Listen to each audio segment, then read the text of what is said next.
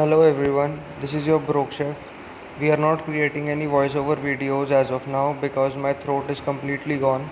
I guess my body doesn't like to function properly in summers. As for the recipe, these three chutneys when combined together can create any Indian street style chaat whose recipes are coming up very soon. Actually, you know what? Let me give you a sneak peek. Hmm. Better learn and master all these recipes if you want to try your hands on Indian street food.